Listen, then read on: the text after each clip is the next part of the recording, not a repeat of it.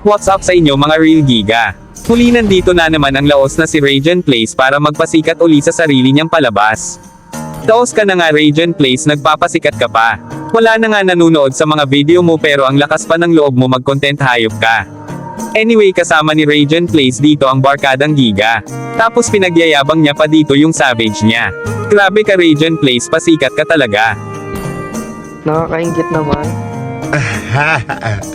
Anyabang mo, angas mo ah. Sobrang yabang mo naman Radiant Place, akala mo naman may makakakita ng savage mo, wala naman nanunood sa video mo. Ipakita na lang natin kung ano ang gagawin ni Radiant Place sa sarili niyang palabas. Gusto niya kasi magpasikat. Pagkatapos niya nga kumuha ng pagong ay dumiretso siya sa asol na blow buff. Feeling niya kasi siya ay malakas. Pero pinapaso-paso lang ang kanyang barats. Wala pa siya dito nakagat kaya siya ay napaback. Buti nakapag-recall siya agad. Grabe ang lupit mo pala Radiant Place. Hindi halatang edited. Dito nga nakipag 1v1 sa isa si Radiant Place para magpasikat. Kaya naman agad-agad niya na kinain ito ng malaki niyang barats. Pero sobrang likot ni Marites at sa kanya pa ay nakatakas. Pero hinabol niya pa ito dahil gusto niya magpasikat. Sa sobrang sikat niya ay napalibutan na siya ng kanyang mga fans.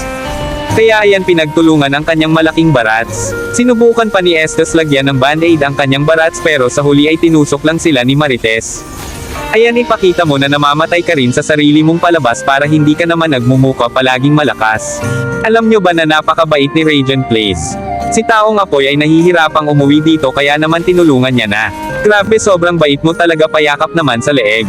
Nakasalubong niya pa dito ang malikot na langaw na ito kaya naman sinundan niya para hulihin dahil nakakairita na siya.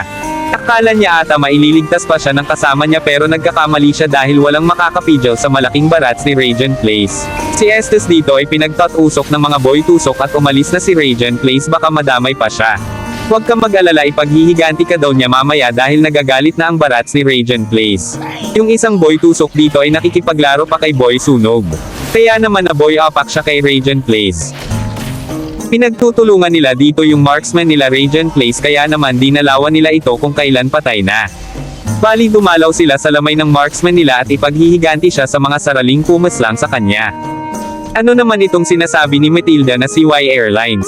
Masyado ka naman nagpapasikat sa sariling palabas ni Radiant Place porket alam nyong may kalaban kayong sikat na content creator. Hindi totoo yan. Nagpapagong nga mga kalaban dito pero naagaw naman ni Radiant Place dahil retry gods daw siya. Sabay may langaw na lipad ng lipad at paikot-ikot sa barats ni Radiant Place. Sa sobrang irite ni Radiant Place ay hinabol niya ito pero si Taong Apoy pa ang napahamak. Hindi ka man lang nailigtas ni Langaw Airlines. Masyadong nagpapasikat ang mga kalaban dito kaya naman dumating na ang malaking barats na pinakasikat sa buong mundo. Ang tapang pa dito nila Bernek, akala mo naman makakapalag sa malaki at matigas na barats. Pero di uobra si Bernek at ang kasama niyang langaw. Isunod mo na itong si Taong Apoy na nahihirapan na namang umuwi kaya tutulungan na naman ni Barats makauwi. Kukunin muna sana ni Radiant Place ang asol na blue buff pero nagpakita si Marites para magpasikat. Pero mali siya ng wrong decision. Grabe si Radiant Place, sobrang lakas. Ganun talaga syempre kapag sariling palabas. Akala mo naman may nanunood sa content niya piling sikat. Pero wag ka mag-alala Radiant Place, nandito naman ang mga solid followers mo.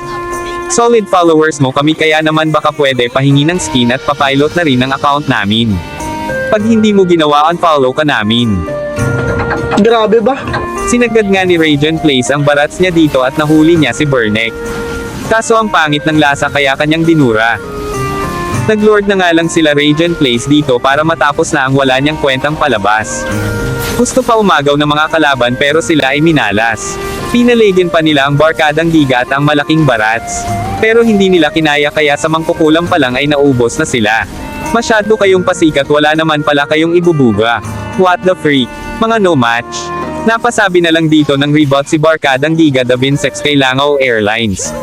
Taghirap ba naman sila sa tagabigay sa amin ng first aid tapos samahan mo pa ng malaki at matigas na barats? Kaya sigurado panalo na naman si Radiant Place sa sarili niyang palabas. Maraming salamat kung may nag-aksaya ng oras manood ng content na ito pero alam naman namin na wala nanunood dahil ang konti na lang ng reactors ni Radiant Place. Pero maraming salamat pa rin sa mga tunay na sumusubaybay sa kanya kaya siya nagpapatuloy. Sana i-share nyo na rin sa mga tropa nyo para lalo pa tayong sumikat, hahaha.